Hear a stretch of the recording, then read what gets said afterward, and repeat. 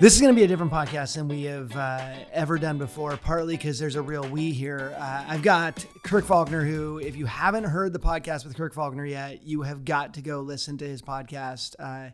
When he was my guest on Lessons from Last Time, so good, brought so much value, already hearing from people how much it has affected their lives. And so I reached out to Kirk because we have a mutual friend, Matt Ellerding, and I knew that this man cannot be interviewed by just one person. And if I was going to do it, I needed help and support and a friend involved in it. So I called Kirk and I said, I'm thinking about having Matt on the podcast. Would you be willing to be there? And you said, absolutely. I did, except I had no idea he was going to bring some flavored coffee that the aroma of which is so offensive because it's not real coffee. So I didn't know it was going to be a harsh work environment. It'll be overwhelmed by my vapors. So you're going to vape I'll while help we're balance doing them this. out. Yeah, there and you Matt go. is officially in the house. Yeah. Who was I just talking to who said they were on a call with you? So a buddy of mine I was talking to right before this, I said, I'm interviewing Matt Ellerding. And he goes, I don't know that guy very well, but I did a coaching thing for his company. And I just remember he was vaping in the middle of the coaching thing. And I thought, that's interesting. So you're just you. Life is remarkably short. So, why get all... Shorter every day. Well, yeah, especially, yeah, exactly. But...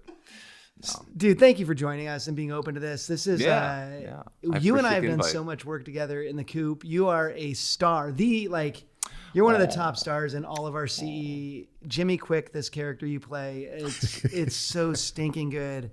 Every time I show people a video you've been in, it's nonstop laughter. You did acting before, right? I did. I did a lot of theater in college, and then I had an agent in Portland for years and have done, commercials and voiceover work and things like that. But there are people out there within the industry who don't like me very much because of the Jimmy Quick character. Really? Yeah, there's this manager. I don't know what his name is or what company it is, but a buddy of mine who works for this company said, "Oh yeah, my manager doesn't like you at all." He's like, "Oh yeah, that asshole who vapes the whole time." And I think it's a character. I mean, kind of, really. Sort of. But sort of. But that's all right. I mean, I don't mind. I mean, you do a good job. It's fun, and it's 10, 12 years now we've been doing it. Yeah, it has been that long. Yeah. And have you just always been funny? I remember funny little story. So my dad, we were in Hawaii, and my dad was driving the rental car, and it's my dad, my mom, and my brother Rocky and me in the back. This isn't really a funny story or an appropriate story, but it ties into the humor question.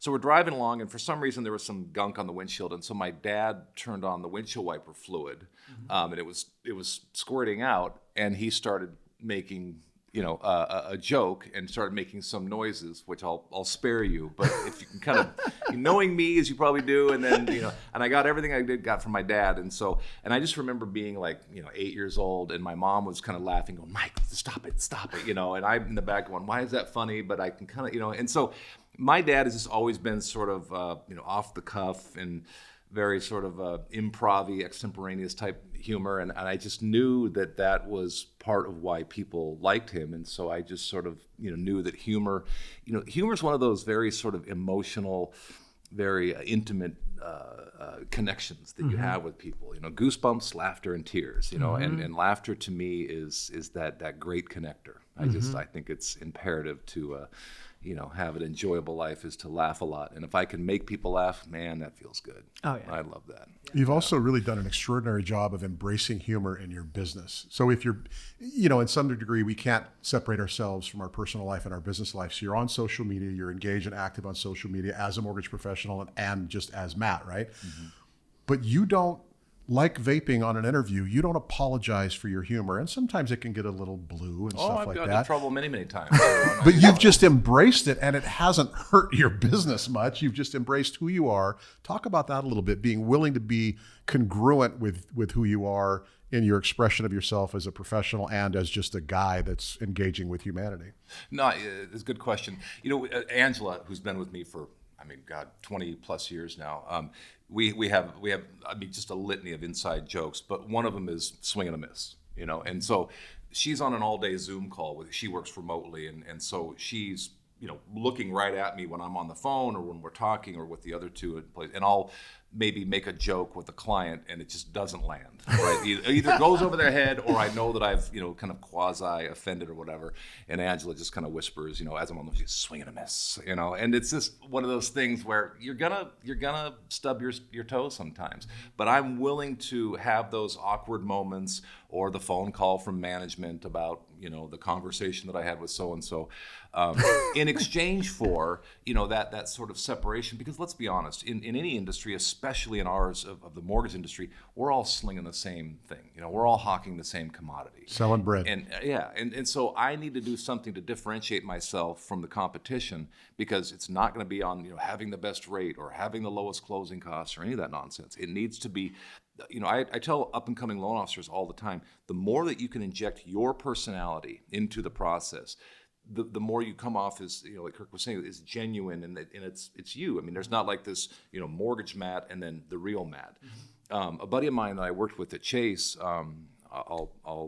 he'll rename nameless unless you guys decide to out him. It's not that bad.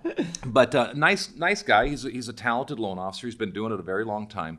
But early in our career, I would see him trying to emulate a lot of my sort of mannerisms or behavior or humor and joke, and it just was clunky and awkward coming out of him, because he's kind of a religious, faith-based guy, and I'm not, and when he would use some of my lines or some of my material, it was awkward, right? It was just really, really awkward.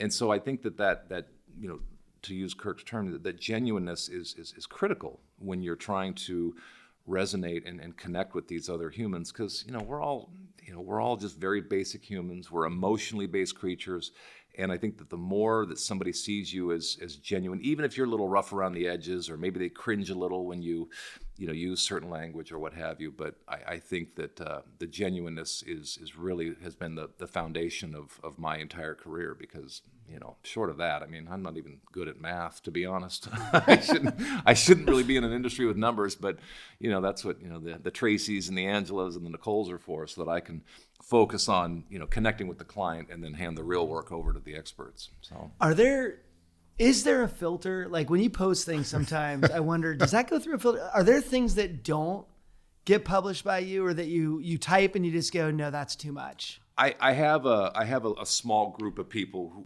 that I will vet things. Like if I'm on the fence, or if it's something that maybe it's like trying too hard to be funny, because that's even worse than offending. Is where it's just ugh. And so I have a couple people that I'll run it by, and if the majority says it's fine, it's funny, or it's good.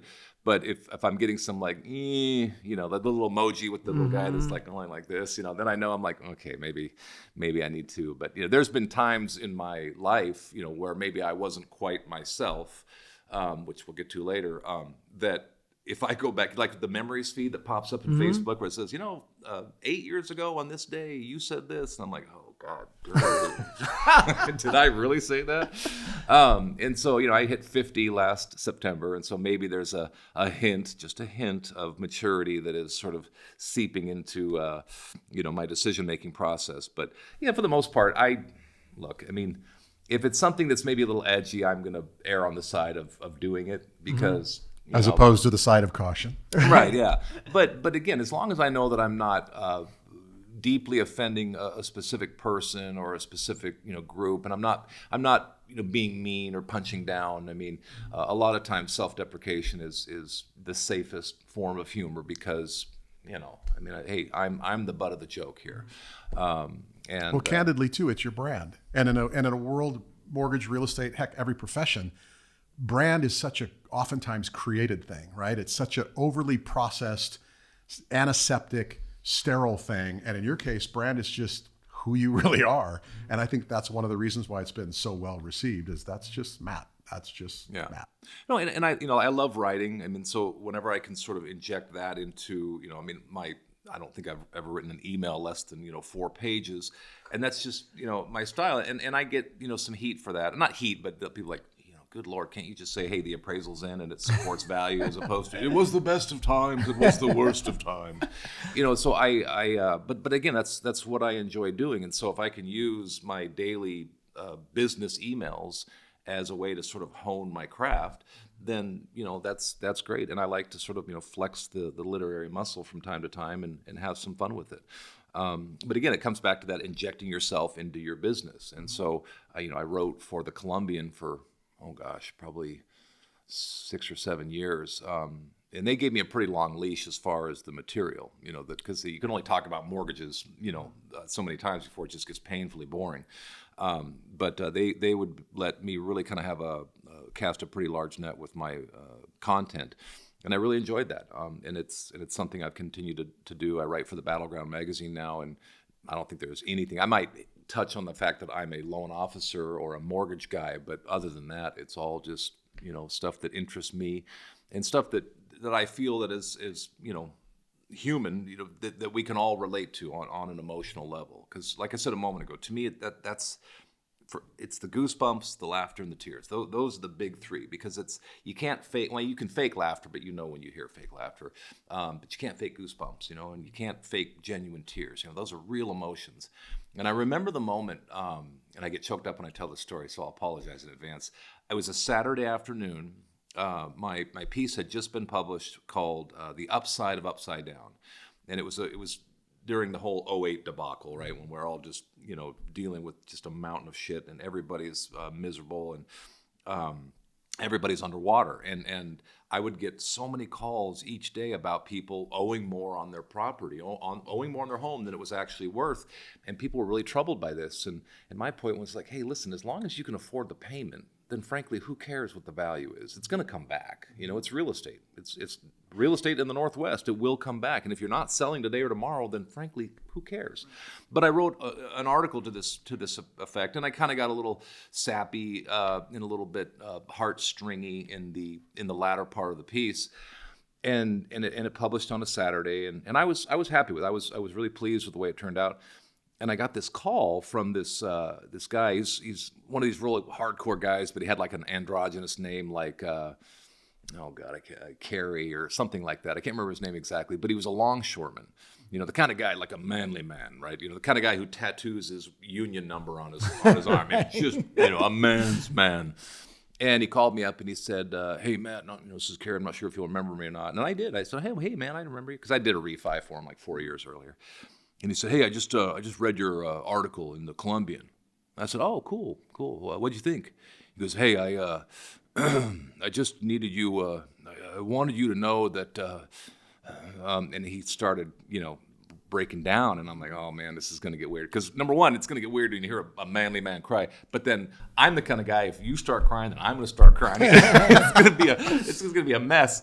And so he said, "Hey, I wanted you to know I read your piece, and it really meant a lot to me, and I just need you to know that I really appreciate it." He was just stumbling all over his words, but man, it felt so good.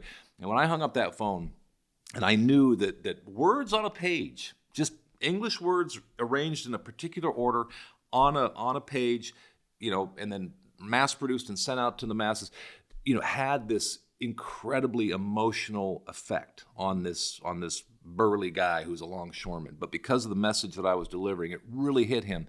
And man, that was the moment where I was like, I'm going to find a way. Somehow, some way in this life, I will find a way to continue to write, because connecting with people on that emotional level, again, be it the poignant stuff or the funny stuff or the shocking or whatever.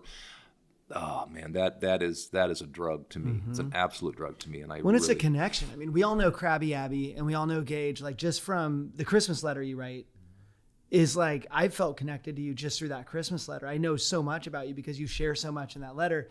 I did tell you that when you didn't send it out the one year, I thought everyone remembered. Kicked off the list. Like I was like, every day around Christmas, for those of you who don't know, Matt sends out a Christmas letter, which has a page of pictures and then a letter about the year that's freaking hilarious and also deep and also awesome. And I didn't get it. I'm like, I'm off the list. What's happened? Every day I go to the mailbox starting December 1st thinking this is the day the Matt Ellerton Christmas letter is going to come. You've been doing that how many years? Oh gosh, 20, I probably like 25 now. Yeah. I mean, Heather and I have been married 27 years, and so 28 years I've been doing it, because Heather and I are 27 years this August, and I started the year before we got married.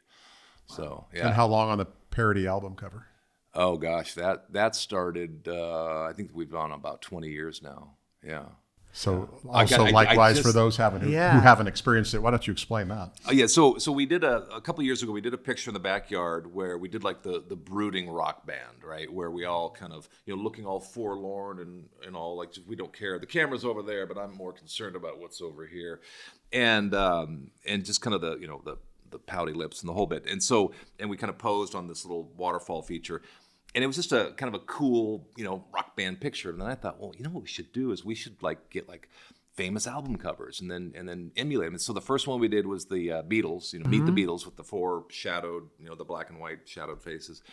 And then it was off to the races. I mean, ever since then we did Abbey Road, with the driveway with the crosswalk where the four Beatles were walking across. We've done Kiss, we've done the Village People, the Doors, U2. But always incorporating either your family and or your team. Yeah, always my family. And sometimes we have to bring in an honorary family member. Like 𝗘𝗹𝗲𝗿𝗱 has come in twice because we needed. It was a 5-member band or a movie poster, but we only have 4 of us. And so Tim would come in. I had a buddy from college join us for the Usual Suspects picture, or the Seasonal Suspects as we did our version. But I just picked out this year's photo. Oh, really? Yeah. And I'll share it with you because it's not like a big secret, but it's the scene in Pulp Fiction. There's lots of scenes in Pulp Fiction, but it's the one. Not that one. Not the one. Yeah, I'm waiting for the rubber ball to arrive. It'll be here today.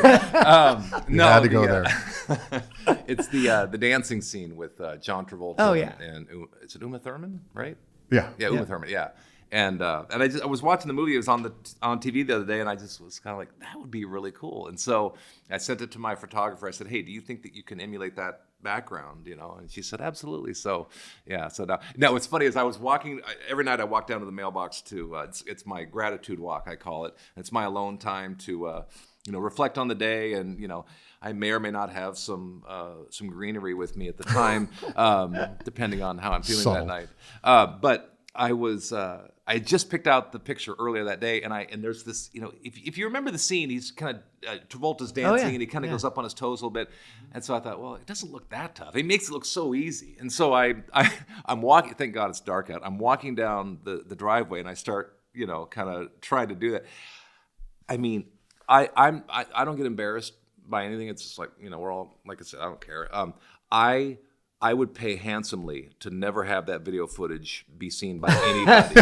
I mean, it was so bad. It was so bad. Me trying to dance like Travolta in the driveway by myself at night. No music. I'm just dancing, and it's, oh, God. Yeah, so I have some work to do between now and December. Well, luckily it's a picture, not a video. Yeah, so thank God. Okay. Yeah, so I can just kind of pose for it. And what was your last year? Let's see. We did Simon and Garfunkel. The one that didn't get released. Oh yeah, there's the John Lennon, Yoko Ono, Rolling Stone cover. You actually did a shoot where you did that. Yeah. I feel bad because my photographer has seen a lot more of me than she ever intended to. And that was another one where when we were getting ready to do the picture about a week or two before, I needed to lay on the floor naked. And I needed to get a picture. I didn't want my wife there because I knew it wasn't going to be pretty, and there would probably never be any after hours activities in the boudoir if she saw what she saw. And so I positioned the phone on the edge of the counter so that it's and then I lay on the floor and get all curled up in the fetal position like John Lennon is in the picture. And I set the timer on the photograph thing, and I did it and laid down and got it curled up. I looked at it. I mean, I was like, oh my God, what am I doing?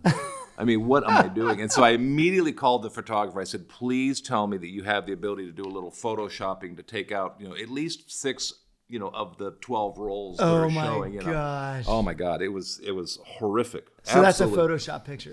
It's me and Heather. I mean, I'm naked and she's next to me, and we're in a studio-ish, and I remember standing up with this little tiny towel that was not appropriate. I mean, I needed a bigger towel. And there was right across the way, there's another office, like an architect firm. And the people were in the window going, what the hell's going on over there? I'm standing there naked. Like, hey, guys, And, but no, so it's me, but she trimmed off, a good probably 20, 25 pounds. Oh, my gosh. Through the magic of technology and Photoshop. So, yeah. All right, let's get into some history. Were you born in Alaska? No, I was born in Washington. Yeah, Rentown. And then I moved to Alaska when I was 4, and grew up there in a little town called Sitka, and left Sitka, determined to play baseball as long as I could, and I walked on at a Division I school, University of Portland, the Pilots, and made the team, and realized that playing baseball at the collegiate level was a full-time job.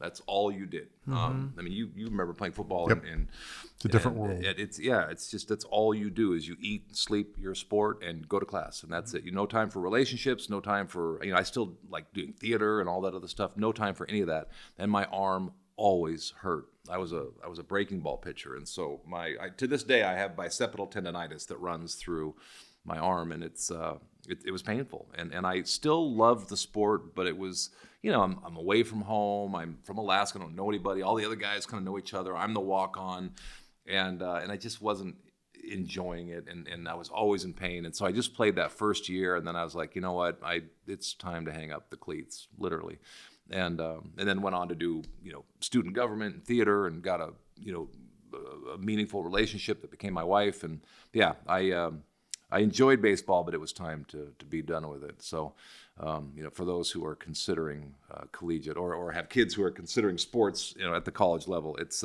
be prepared because it's a job. It's no longer fun. But went to school at University of Portland, went to grad school at Notre Dame, and then little Gage, who you referred to earlier, was announced, and it was time for me to come home, and so I didn't have a chance to finish the program.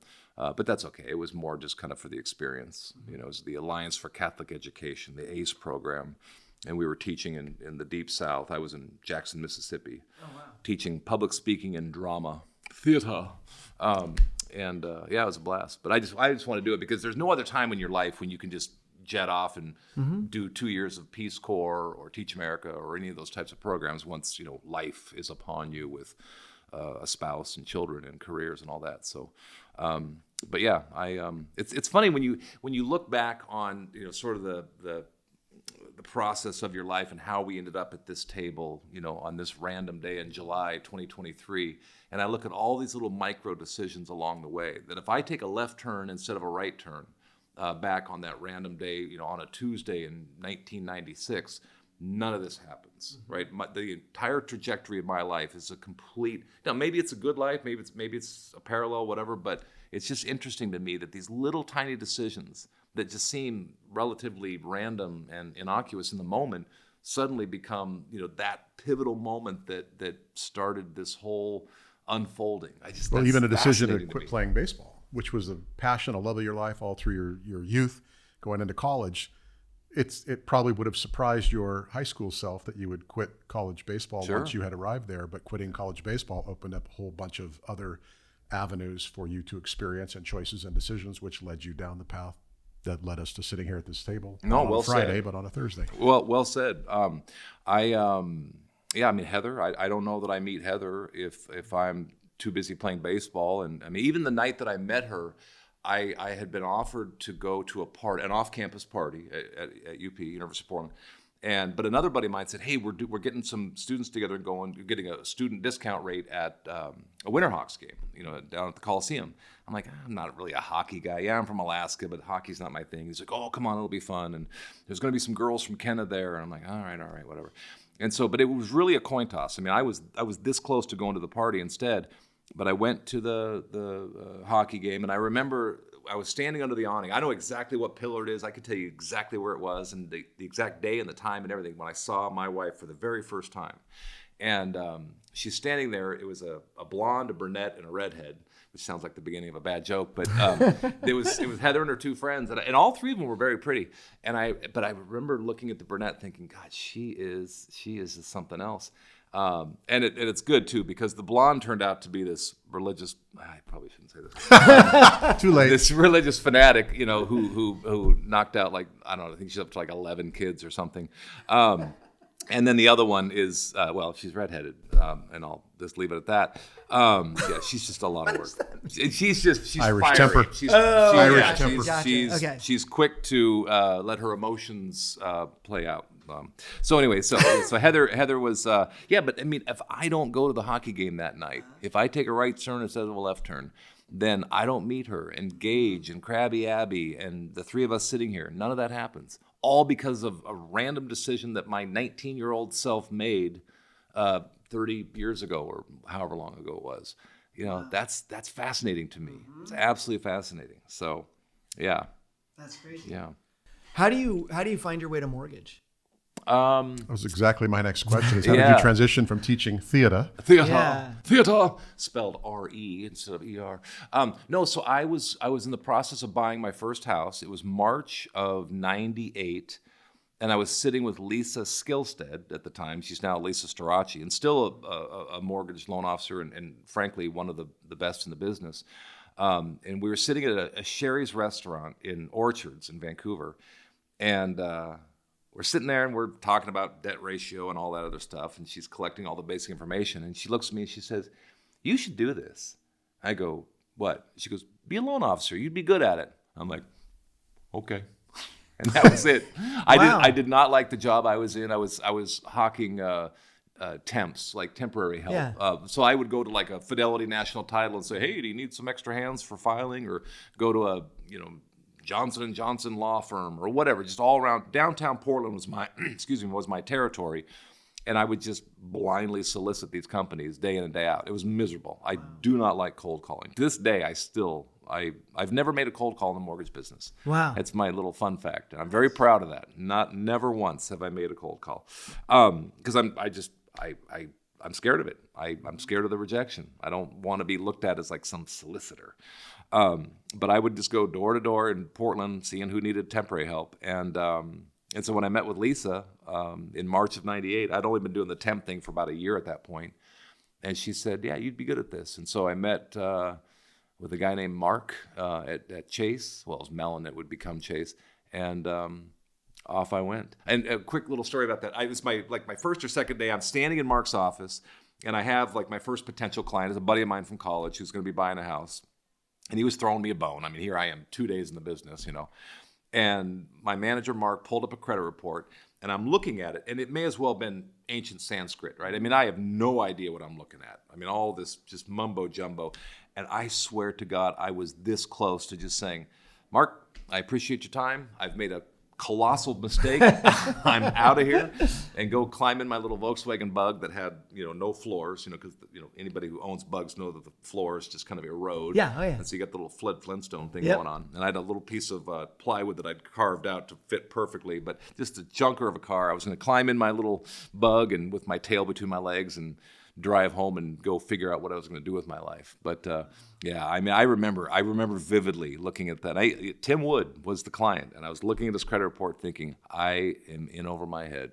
Wow. Now, granted, it only been 2 days, but I just kind of was, because it was 100% commission, right? Mm-hmm. I mean, that's the scary thing about this mortgage business is that even 25 years later, I still am driven by fear more than any other emotion when it comes to performing in this job. Wow. It's Which is fear. fascinating when you realize, at the risk of blowing sunshine up your skirt, when you realize what you have accomplished in this business, what level you have. I mean, I don't know what the rankings are, but you are always in the top, very rare air percentage of loan originators in the Portland, Vancouver. Yeah, because I'm scared shitless. Yeah, but still, even driven by fear, that's still an extraordinary accomplishment for a guy who was wondering if he was going to make it out of the first loan app to achieve what you've achieved. But it's so interesting. I mean, here, 25 years, right? So monthly paychecks, 300 paychecks, and not one of them has ever been the same as another. Every single one of those 300 checks spanning a 25-year career is different. And every now and then I get myself really worked up and worried because, I had to do this really big purchase here recently in order to preserve our privacy and just lots of irons in the fire. But I'm only as good as my last month. And last time I looked at the rates, they're not sexy, not even kinda.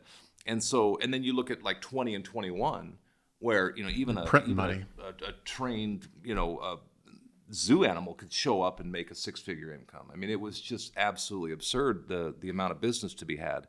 And then you do the 180 that we're in currently. Yeah, I mean, it's fear. But I step back from that and say, okay, for some reason, 25 years in, somehow, some way, we find a way to piece together a decent pipeline in a decent month. And we've had a couple of months where it's not, we're not exactly knocking out of the park, but we continue to survive. So, but it's interesting to me that the prevailing emotion more than anything is fear. Okay, we're diving into this because I will never forget a moment that you came to my office and that fear was so real for you. And I had always known you as one of the highest producing loan officers in the area. Like everybody knows you're just a killer when it comes to doing loans, right? And so I just thought you would never not have loans to do. Like that everything would always be great, that you'd always, I didn't know you were driven by fear. I didn't know any of this because you were you're so confident, right? You come off as very confident. You're like, I'm killing it. I'm great. And you kind of know that you're good at your job. And I remember when you walked in my office and the fear that I saw where you were just like, I could lose it all. Like everything could fall apart. And like, and to be fair, I was dealing with some other stuff, at that time. But yeah, I remember that meeting very well as well. I think I was laying on the floor of your office, and I wasn't crying yet, but I was near tears because, you just, like I said a moment ago, you're only as good as your last month. You always have to perform. But what are you afraid of? I mean, you've done so well with your life. You could probably retire, could have retired years ago. What's the fear based on? I'm going to get deep here. I think that, what's that one quote? We have a group called Deep Thinkers. You've been to a couple. Kirk's a regular. There's a quote that we talked about a couple meetings ago where, I'm not who you think I am. Yeah. How does it go? It's like I always butcher this. Yeah, it's like I'm not who you think I am. I'm not who I think, and I'm not who I think I am. I'm not who you think I am. I am who you think I am. Yeah, and it's a profound quote when you can sort it all out. You have to like write it down and look at it. But when you really dissect it, you understand just how powerful it is. And I think that all of us, to a certain degree, people say, "Oh, I don't care what they think. I don't care what they think." Bullshit. We all care what other people think, and I've struggled with that most of my life. Being concerned about what do they think, or did I upset them or whatever, and being concerned about that. And I've over the last I don't know 10 years or so, I've gotten a lot better about not being so caught up in what others think, and just being true to myself. But yeah, it's. It's an interesting. I completely forgot your question. Is it an imposter syndrome then? Like, is the fear that people are going to realize that you're not as good as they think? No, I don't think it's like an imposter syndrome or anything like that. I think it's more of just letting Heather down. I mean, I have committed to my role is to provide the income so that we can have all the animals and we can have the nice home and we can have. Kids who are able to go to college without being, saddled with a bunch of, student loans and just all the responsibilities that I have, because Heather does so much, right? I mean, she's amazing. She doesn't have a job. She doesn't work outside the home, but I guarantee you that chick works harder than the three of us combined. I mean, she gets her, her 10,000 steps on her little Fitbit by like 9 a.m. I mean, the chick is just on the go.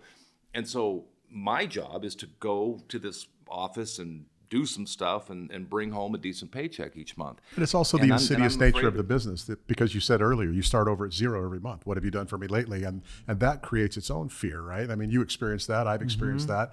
That produces its own fear. And then it rewards you with this amazing lifestyle when it's good, right? So you get this amazing lifestyle, and now you have to live up to that. Especially once you start to get the accolades. Great point. God, great point. Because again, people say, "Oh, like you said a moment ago, you could probably just dial it back and call it a day." I could, but I like where we live. And when people look at your life from the outside, the people who are in the mortgage business or real estate look at your life, and all they ever see is success. Even in a bad market, they just see Matt's perpetually successful, built a great life, now has the compound or Ellerding Estates. But adversity has also been a part of your life. And it would be foolish to leave people the impression that Matt and his busted up Volkswagen got in the mortgage business with no floor, somehow decided to stick around, and then the skies parted and money poured from heaven and you became successful and life's been without challenge or difficulty. No, it's been a shit show from day one, man. I mean, yeah. I mean, it's, same with you. I mean, you battled cancer and you've had all kinds of setbacks in your personal life, relationships, and all of us. I mean, everybody, anybody who's on Facebook talking about how wonderful things are, and bullshit, okay, bullshit. And you know who you are. I mean, I'm not gonna name names. You've been called out. Oh my God, we all see the same. You know, we're all connected. We're all 𝗙𝗵𝗶𝗍 together in this little life, but especially within our industry, which is even more intimate. And we all see the certain people, and they're, you know, just posting about how wonderful things are, and the classic, you know, feet with the sand. And, oh yeah, you know, that whole bit. I don't do that anymore because I've been told my legs are super hairy. So I did it like 3 times with a picture like, this is my happy place. And they're like, dude, shave your legs. I need to get some sort of like, if we could create a razor that thins your hair, I could have really good looking clippers, legs. man. You'd be all right. Well, no, that'll trim them down, but I just want to like cut every 3rd one. That's a look I'm scared of. Dude, look at that. Oh, it's not bad. You're a man. It's fine. That's, you know. Yeah.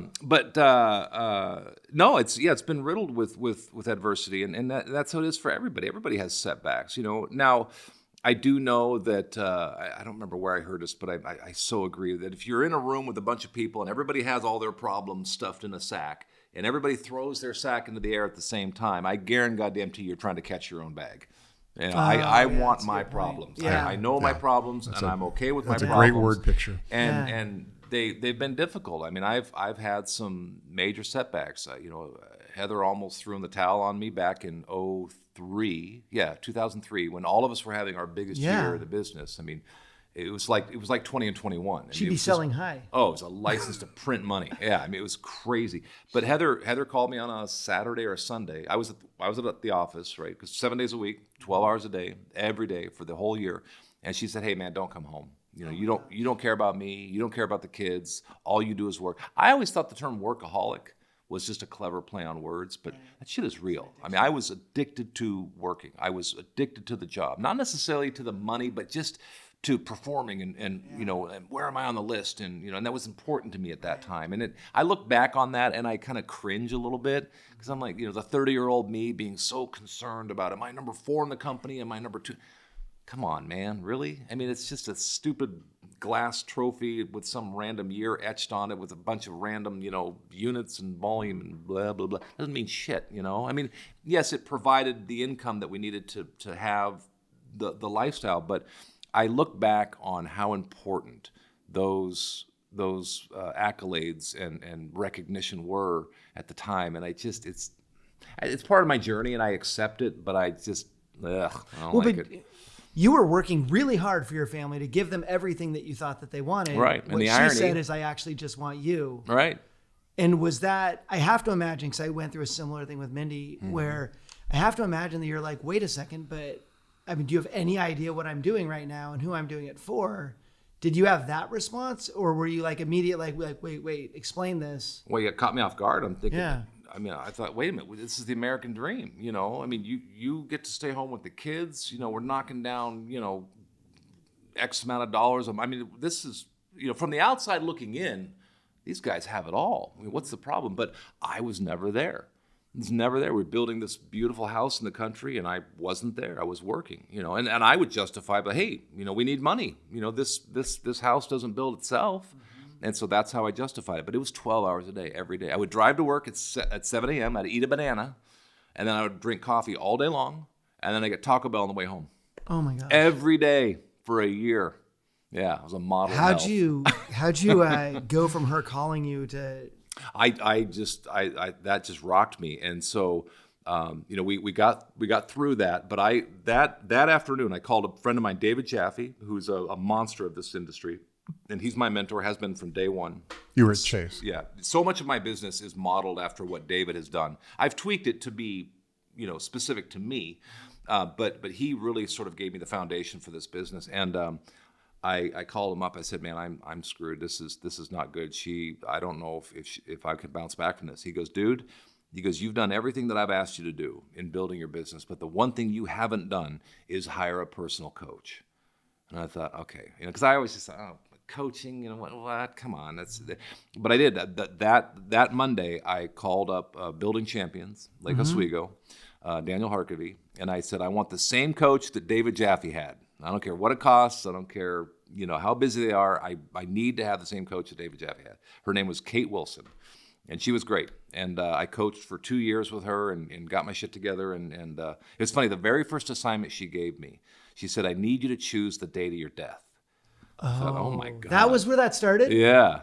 I thought, what kind of morbid Kool-Aid swilling operation is Oh this? my You know, gosh. and I've told the story many times, but I was paying a lot of money for this coaching, and I wanted it to be meaningful, and so I went home to work on the assignment, and rather than just have some arbitrary date on the calendar, I wanted it to be special to me. Right? So I took Heather's birthday, I took Heather's birthday, Gage's birthday, and Abby's birthday, and I did a little Rube Goldberg mathematical equation to arrive at a very specific date when I took an average of the month, day, and the year of June 11th, 2056, which puts me at 83. Which, if I make that'll be a miracle. You know? But it's nice to have a target. It's right? a goal. Yeah, it's a goal. But no, ever since that day, you guys, I swear to God, it's one of the biggest life-changing moments of my life. Was I had to write my eulogy. I mean, I had the gravestone, the whole bit. I mean, it was intense, the whole exercise.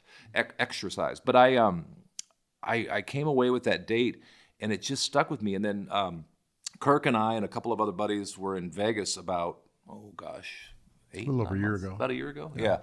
And it was the last day, and we'd had fun, a little too much fun. And it was the last day, we were just kind of killing time on the Strip, and I saw this tattoo parlor, and I thought, I mean, it's, I've been on this earth 50 years, and I'm a blank canvas, no tattoos at all, but I'd always thought about getting that date tattooed on my body because it was, it's special, it's meaningful. So I went in and I said, hey, can I do this? And he said, sure. And it's going to be, I don't know, $100 or whatever it was. And I remember as he's getting ready to do the tattoo, he says, do you want the date facing you so that you can read it, or that when you show somebody, the other people can read it? I Always said, a critically important tattoo question. Yeah. I said, no, this is not about anybody else. This is about me. This is a date that's important to me. So when I look at my wrist and I see that 6/11/56, I am immediately reminded that, hey, you've got one shot at July 28th, 2023, and then that's it. It's over. It's done. And you hopefully you can look back on that day tonight when I'm on my little gratitude walk in the driveway, and I can look back and know that this day was, something meaningful took place, right? I took some value from this day. And so, yeah, I mean, every morning in the shower, I'll see that date and I start thinking about, okay, this is it. What am I going to do today that's going to make this day memorable? So one of the really extraordinary things about building champions, because I was certified with them as a coach, not an external coach, but with First Horizon, I was an internal coach with First Horizon. You go through the process. One of their favorite phrases is begin with the end in mind. And then the other thing they do, which Matt alluded to, is when you start going through their coaching program as a coachee, the first thing you do is write your epitaph. Who do I want to be remembered by and how? And when you do that as the very first activity, it changes your whole perspective on how you think about what I want to build for my life. And it's so amazing to hear you talk about, and to the point of a tattoo on your wrist, about something that has been embedded with you since that idea was introduced, that I want to live with the end in mind. Yeah, and 20 years ago, yep. I came up with that. Yeah. And I want to call something out. So you get faced with this phone call that says, this isn't working out, I'm going to take off. There's two things people can do, right? Well, I'm not going to take off. I'm going to take all your shit and you can take off. Right. Find another spot. Yes. There's two things you can do, right? And for some, the answer to that is calling one of your buddies who has a bad marriage, or who doesn't believe in marriage at all, or who just wants you to not be married anymore. And you call that person and you go, can you believe this? Like, look what she's saying. She doesn't appreciate me. And go down that road of just, I'm right, and I need confirmation bias. That Let's can commiserate right. with somebody who's been through it, right? You called your mentor first. He recommends you call a coach, and you called the coach next. And you said, I need to get this fixed. And so I think for anybody going through a struggle, who we go to for that advice, huge. That's a great point. Yeah, I mean, I knew that when I married Heather, I outpunted my coverage by a long shot. I mean, looks. I wasn't going to say it. I mean, it is Story so of my life, lopsided. too. I mean, it's like Yeah. she lost a bet or something. I mean, it's she's amazing, and I'm not just doing that because it's the night. I mean, she really is. She's amazing. Oh no, we've met her. She's way better than you. She's Yeah. just incredible. Yeah. Now she can't reel off a cliche, Right. or some well-known axiom. She to messes say, them up yeah, pretty well. oh, It's awesome. But other than that, the chick's amazing. And I knew that I needed to fix this. And so, yeah, I could call my divorced buddies, this is bullshit, and just commiserate.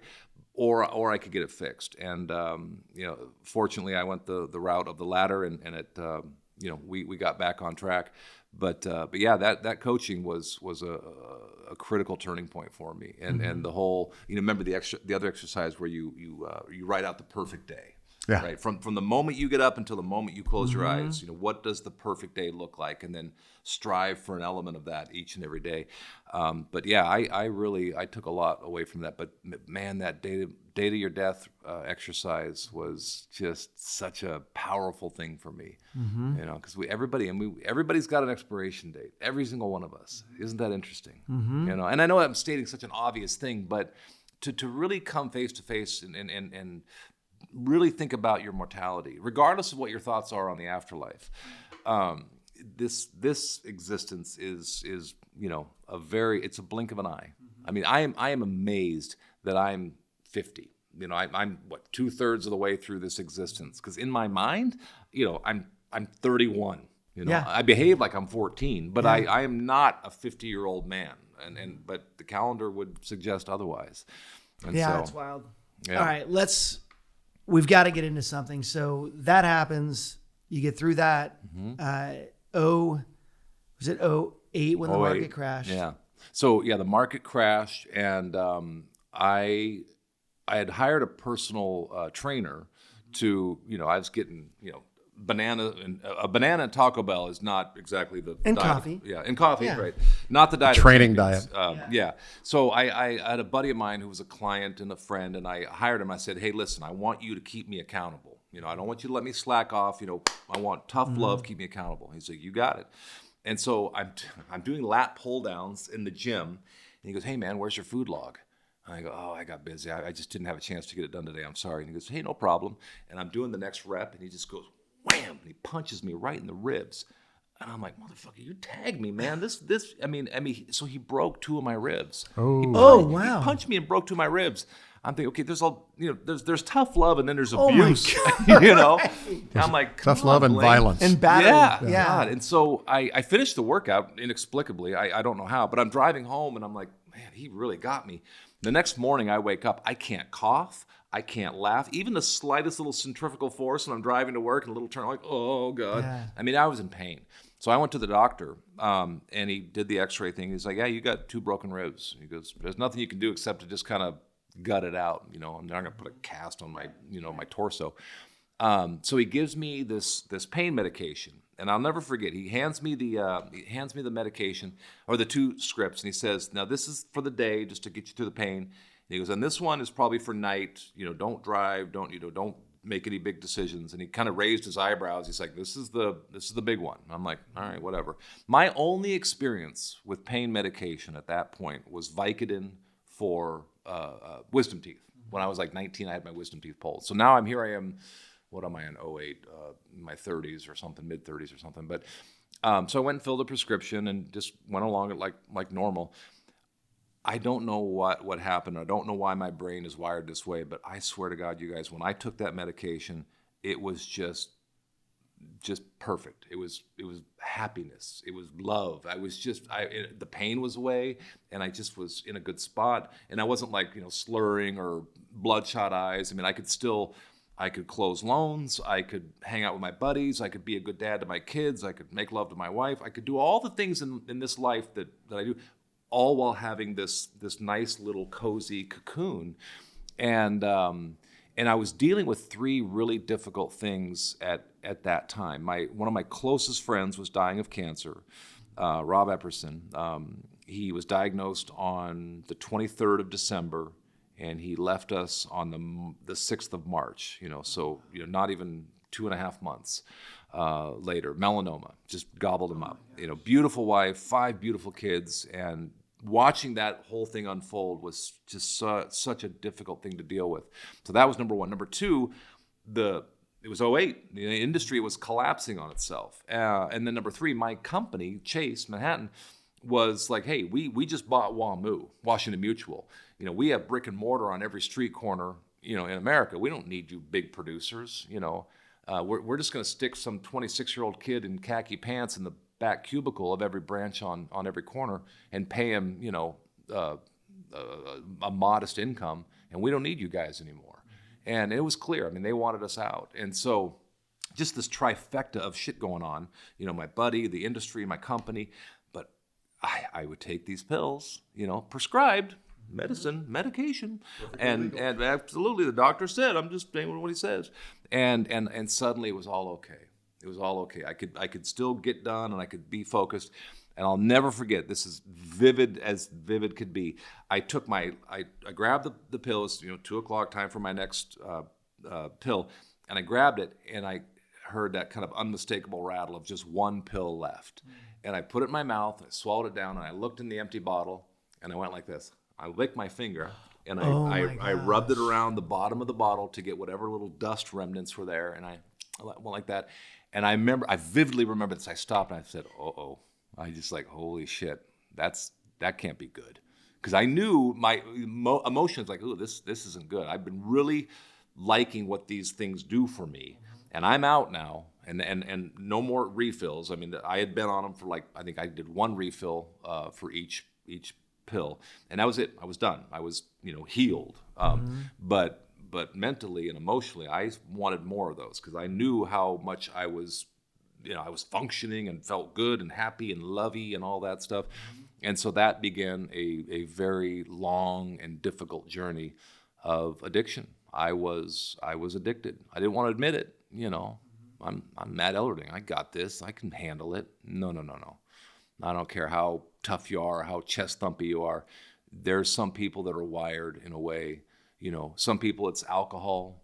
Some people it's gambling. Some people it's pornography or whatever their addiction. Eating.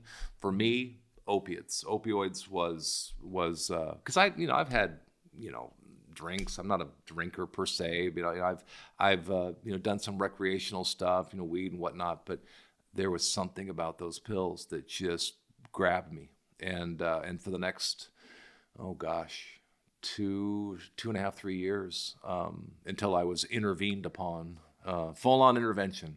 Yeah. That was by the airport, right? Yeah, that's right. That's was right. Was Rocky there? And my brother was there. Rocky was there. My wife, Heather, my mom and dad, Chris Caputo, the appraiser. No way. Yeah. You're in trouble when your appraiser's in the room.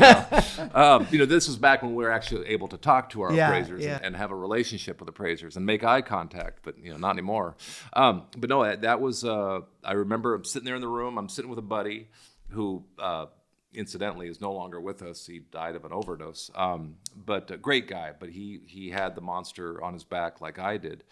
It was there, and Rocky walked through the door. And I'm like, oh, sweet, this is great. Rocky's here, and I thought, Matt and Jason and Rocky together again. Because we grew up with this kid. He's like our third brother, right? And loved him. And I thought this was gonna be a great weekend because I had just flown in from giving a talk down in California. I'm feeling good. Now at that point, I had just through white knuckling, I had been off the pills for about 30 days. And it was a very long 30 days. But I knew that I needed to get these things behind me. But it was, willpower is an exhaustible resource, right? It's like a muscle. It gets fatigued. And you can't just white knuckle and know that you're going to. Was 30 the longest you'd had? 30 was the longest I'd had since falling into this little pit of addiction. But Rocky was there. My brother's my best friend. I absolutely adore my brother. And Jason was there. And then the door opened again, and my sister walked through. And at first I was like, wait a minute. And then all of a sudden it just hit me. I'm like, oh shit! I've seen this. I've seen this play out on TV. I think I know how this story ends. And then my mom, and then my dad, and then Heather, and Caputo, and a couple of others. And we could have brought a camera crew. Nobody called us, but we could have done a whole documentary on it. Yeah, it was. And then the whole we're here today because we love you, and they all came over to me one by one and read their prepared remarks, and lots of tears. Some punches were thrown. No, I'm kidding. Oh my God!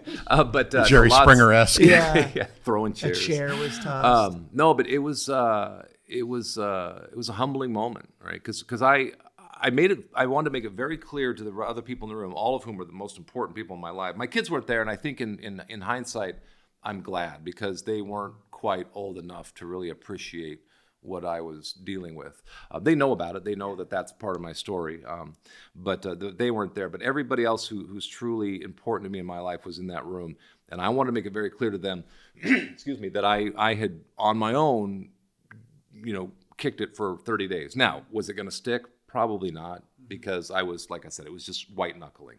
And next thing I know, I'm on an airplane, back on an airplane, heading for Seattle to a hospital called 𝗙𝗵𝗄𝗃 Hospital. It's aversion therapy, right? So imagine an 8-year-old kid going to dinner with his parents, and he orders clam chowder, right? Or he gets clam chowder ordered for him. He'd never had it before. He eats it and it's fine. And he goes home, but he gets a little flu bug. Not because of the chowder, but that's the last thing he ate. Gets a flu bug, and he's barfing up clam chowder the rest of the night. For the rest of his life, he can't look at, smell, or let alone eat a bowl of clam chowder. Fazoli breadsticks are my thing. Yeah. I had one bad experience. I cannot even think about those things. Yeah. Some people it's tequila. Some people it's, whatever. Right. But everybody has that thing where, and for that's the essence of this treatment is they take you into a small room, and there's a sink without a drain, which is important, and they give you a shot, and all of a sudden you're all kind of warm, and I don't know what a hot flash feels like, but I got to believe it feels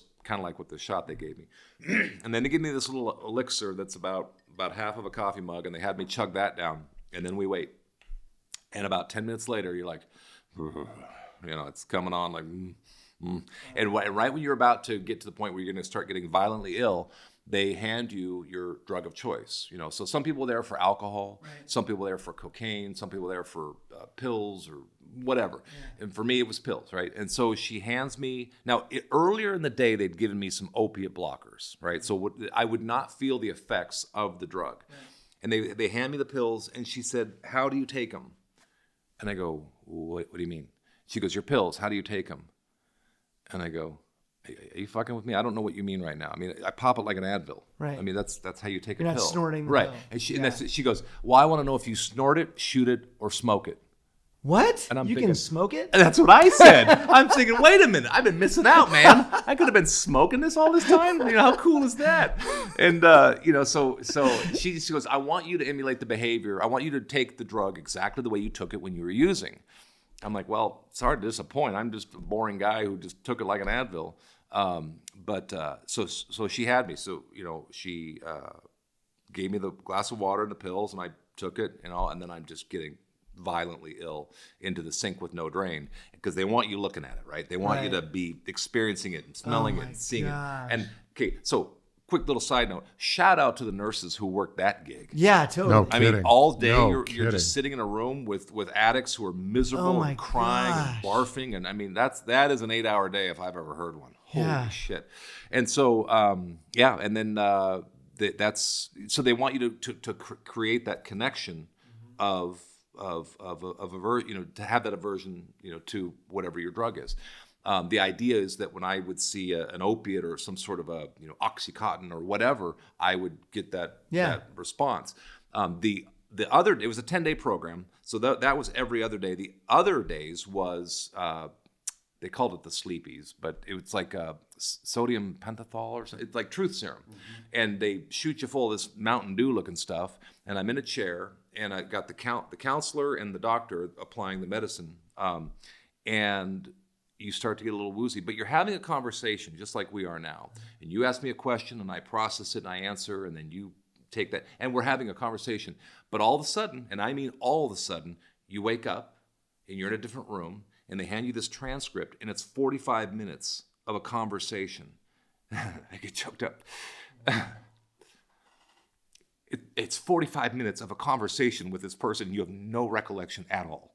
And I know it's me because I'm looking at the jokes I'm making. I'm like, that's my joke. I know I say that, but I don't remember the conversation at all. It is freaky. Wow. Yeah, I had 5 of those sessions. I got to the point where I was really looking forward to it because I'm like, oh man, what's going to happen? What will I say next? Yeah. So what they're doing is they're plugging into your midbrain, right? They call it truth serum because you are. I mean, I'm filterless to begin with. Right. I mean, this is really filterless, and you read through it, and it's you kind of get this little inside glimpse of your true self. Oh my God. Right? You can try to bullshit all you want, but this is raw, uncut, live. I mean, this is, and I remember reading all 5 sessions on the flight home.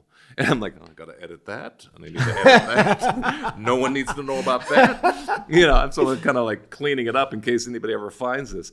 I'm half joking, but it was pretty interesting to see this entire conversation play out. And what the part that I still struggle with, or that blows my mind, is the counselor. She'd ask me a very specific question. And I was making jokes about Charlie Sheen because that whole thing was going on at the time. Yeah. And I would process her question, would answer it genuinely, but no recollection at all, not until I read it on the page. And I'm like, wow. I mean, it was just wild, absolutely wild. And so that was a 10-day treatment program. And, with the barfing and the sodium pentothal stuff. The sodium pentothal thing was like holding up a mirror. Yeah. That really looked deep inside. Unfiltered. And then you had to deal with the reality of. Yeah, it was wild. I mean, I really got a lot out of that. And every now and then I'll go back and I'll read the transcripts from those 5 That's sessions. probably a really healthy thing to do. It is. It really is. And because again, you just gotta get a glimpse into your true, unfiltered, just unbridled self. And they asked me questions about, am I gonna have the desire to use again, and just all kinds of different things. It was really, really a cool something experience. so profoundly powerful, powerful, but just interesting. It's something so profoundly powerful, especially for anyone that doesn't know you, just knows your reputation. Because most people think that adversity in the mortgage business are when rates go up and you don't close as many loans as you did last year, and you can't afford maybe a Mercedes payment, you got to downgrade to a Lexus, right?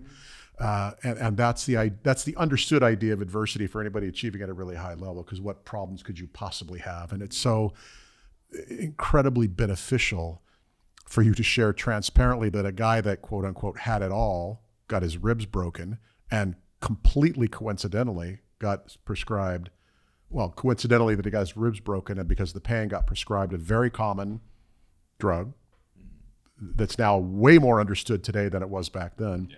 And what you had to deal with as a result of that. That's adversity on a different level. Yeah. That's shake you to your core adversity. And I, when I look back on that, had I to do over again, I wouldn't change anything. I liked that it happened. I've actually said that about cancer. Wow. Yeah. Which is weird. And you wouldn't think that, he's like, why would I want cancer? Why would I want to be addicted to pain pills? So first of all, it's shameful. At least from my initially it was. I mean, I'm Matt Eldering, the mortgage guy. I don't want people knowing that I'm addicted to pain pills, for God's sake. But then I thought, you know what? No, these are my scars, and I'm okay with that. I've done several talks to large groups about it, telling this same story, and there's not a shred of shame. Now, I'm not one of these guys who goes to say, well, Kirk and I had the same. We both had a disease. His disease was. We got T-shirts. Mine was addiction. Is addiction a disease? Maybe, but I see very differently cancer and a pill popper. I just do. But I also know that it was much, much bigger than I could have ever been. As much as I thought I can quit anytime, I can tough this out. No, I think the distinction I needed help. I think the distinction is very subtle, because what led you down the path of oxy was 2 broken ribs in a very unexpected way. But the thought it leads me to is one of your favorite phrases, or one of your favorite authors: the obstacle is the way. It doesn't matter how you got there. The 2 primary causes of cancer for my type of cancer are smoking and chewing. Well, I don't do either of those other than trying them briefly enough to not know I didn't want to. So what caused my cancer? I have no idea, but the obstacle now becomes the way. I never would have imagined I got addicted to pain pills, but then some dude broke my ribs in a workout session, and now I'm taking legitimate pills for a legitimate problem, and all of a sudden, oh crap, the obstacle is the way. And I think that's why I give myself a little bit of a break, because I didn't go out pursuing some off the street drug back alley type thing. I mean, that's what it became. Having to get my next batch, but it was just a legitimate prescription, and because of all that other crap I was dealing with at the time, it created this sort of chemical force field that allowed me to deal with all these things. And like I said, I could still do all the other elements of my life. Now, it's like when two drunk guys go out and one guy's going to drive, the other guy's, he says, "Hey, am I okay to drive?" "Oh yeah, you're fine." Two drunk guys convincing themselves that they're okay. And so I'm trying to, convince myself that I've got this, but I'm an altered version of myself. Clearly, because your entire family came out to address the issue. Yeah, exactly. And I was a little bit, if you have Heather here, a lot of it, but I was a little bit difficult to deal with at home, because if all of a sudden I ran out, that becomes my radar focus. I mean, where am I going to get, never mind, kid's birthday or anniversary cards. I need to go get my next set of pills.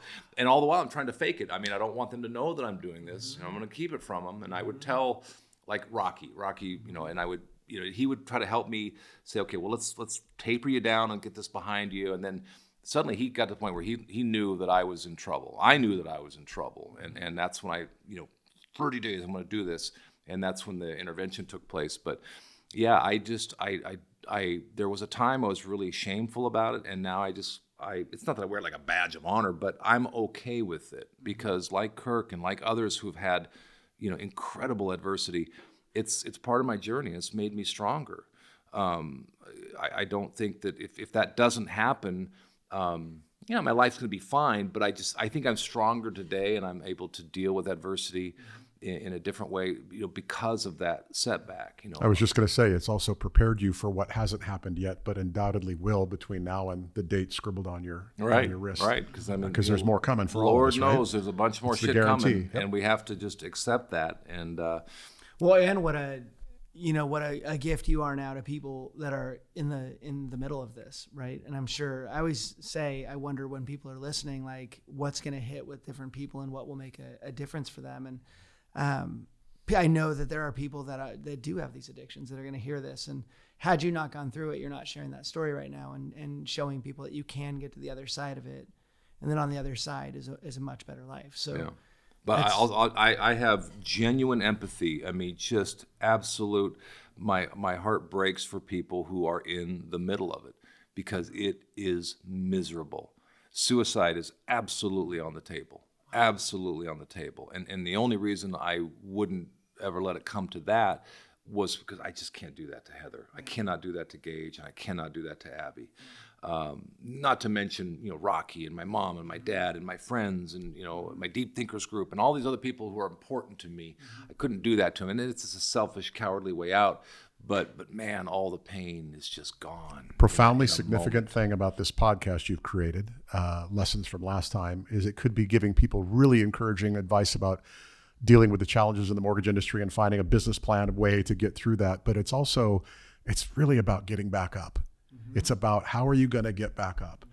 Because at the end of the day, that's the only solution to most of what we face in adversity is get help, get direction, get 𝗙𝗪𝗄𝗃 hospital or whatever, but you got to get back up.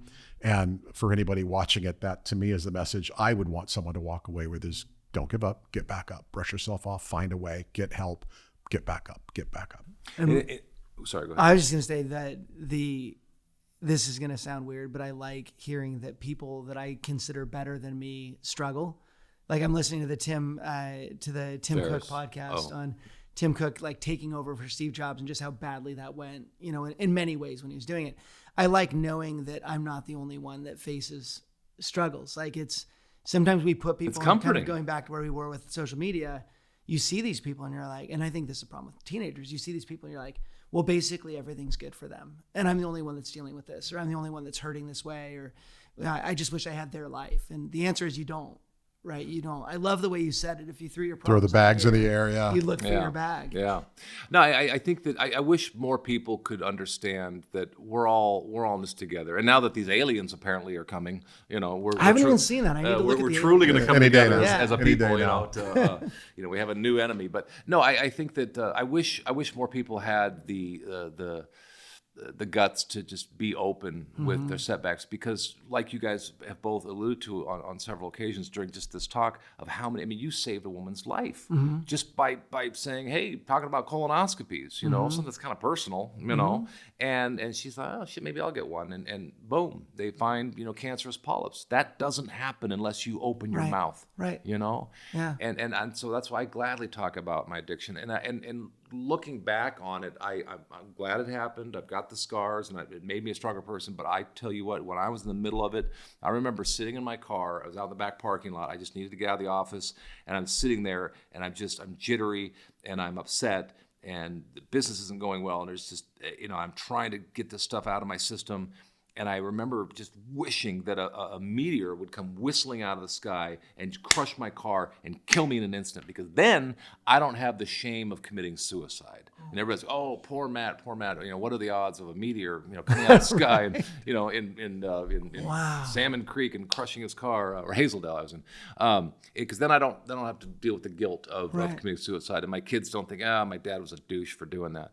But I wanted that meteor to hit my car. I desperately wanted out. I wanted the pain to stop, because it was miserable. It was about the time I saw you, when I went to go see you, and the business is going shitty, and I just was miserable. And you said something very profound. I don't know if you remember this or not, but you looked at me and you said, what's interesting? You said, you're laying on the floor, you're miserable. He goes, but I can see you in there. Mm-hmm. I know you're in there. And I just, even now as I say it, my throat clenches up. And it was a good meeting, and I'm glad I went over to visit you that day.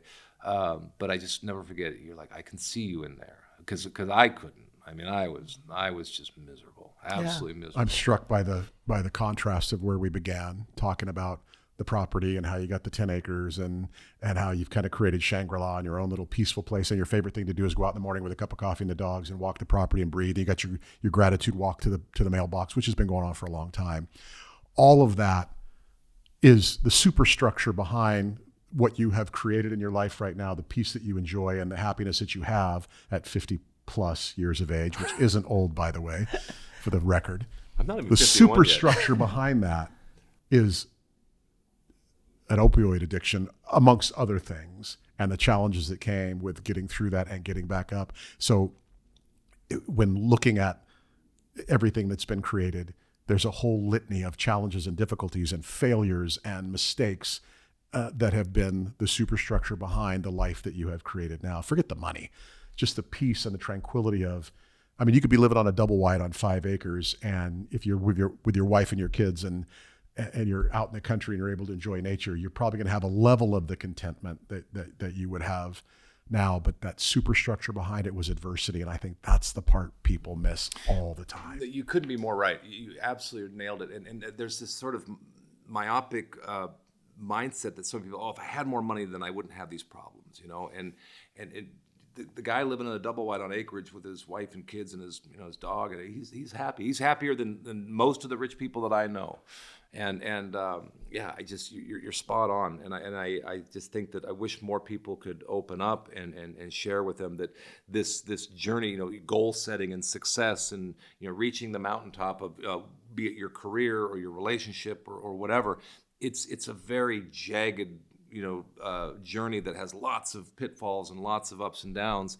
And I just wish more people could appreciate that, and to realize that no matter how successful somebody is, they've got their story and they've got their, and if they don't, their cancer, their opiates, whatever. And if they don't, if life hasn't hit them hard, it's coming. It's coming. And your superstructure isn't very strong if you haven't had that adversity. If you've reached 50, for example, and you haven't had some of that, which is almost unheard of, but that's the stuff that gives you the mettle to get back up. I love your story, and I'm really grateful that you were willing to share. I appreciate that. And one thing what I'm struggling with currently is this desire to hit the pause button on life, because I really like where things are at right now. Heather and I, we became empty nesters about 2-3 years ago now, and we're loving it because we never had the empty nest at the beginning. Gage was 6 weeks. Gage was part of our wedding ceremony. He had a little tuxedo and I carry him because he's a little guy. But we never had just the two of us, and we're loving this time of our life, and we're having because all the divorce you did a lot of them when you were slinging loans. A lot of the divorces that I handle, divorce loans I call them, loans that are only being written because of a failed marriage.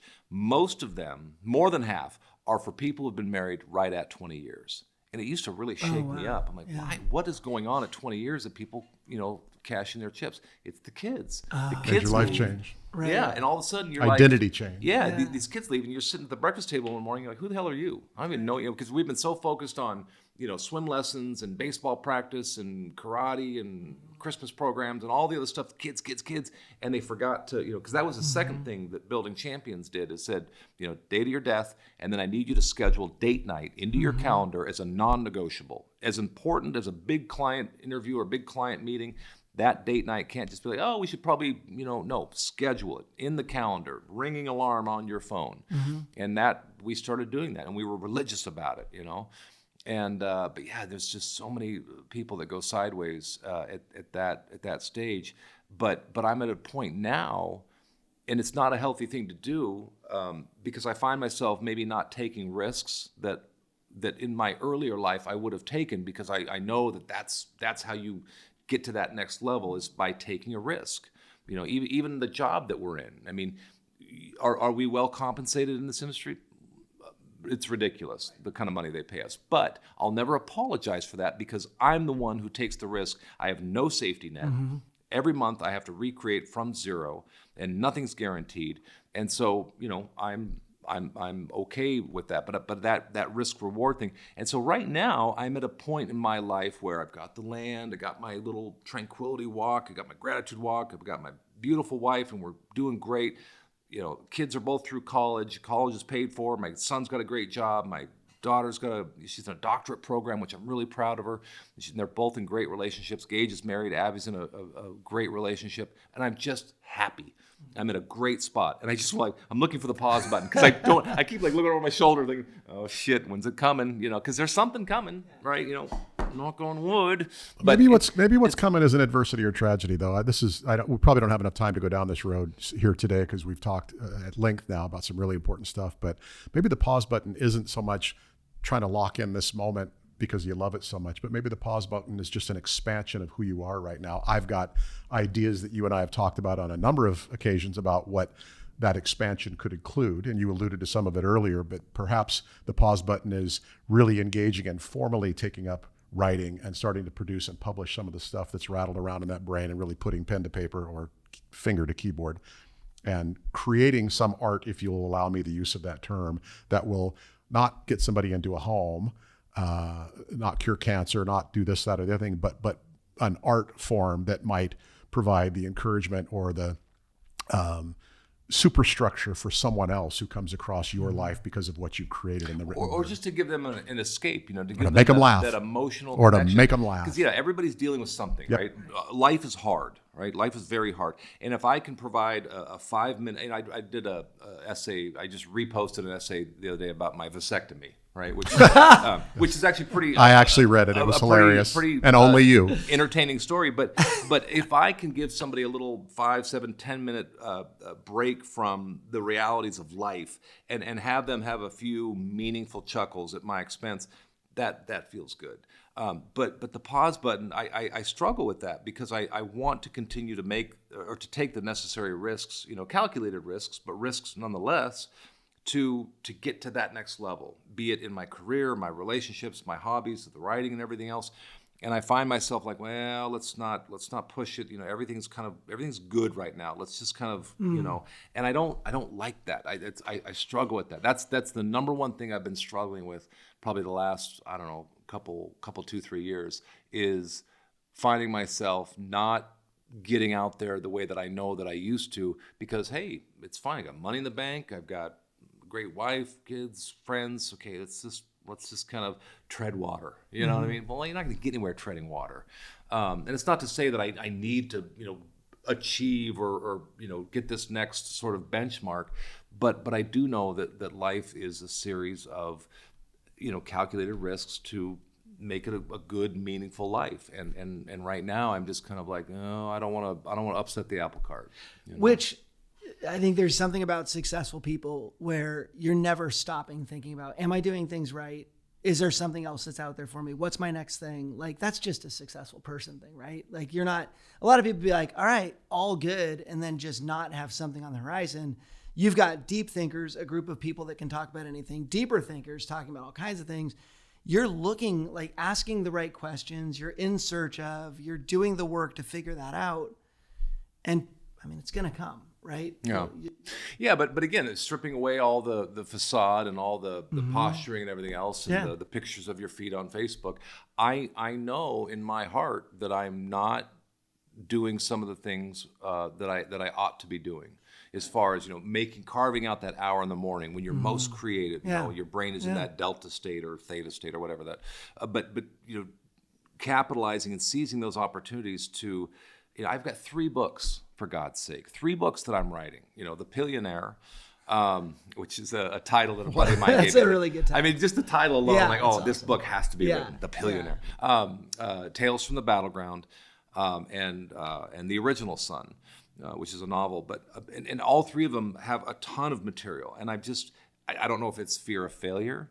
I don't know if it's not wanting to mess things. I don't know, but it's where I'm at right now in my life, of needing to sort of say, hey, there's going to be mistakes, there's going to be setbacks. You're going to have to, like Kirk said, get yourself up and knock the dust off and continue.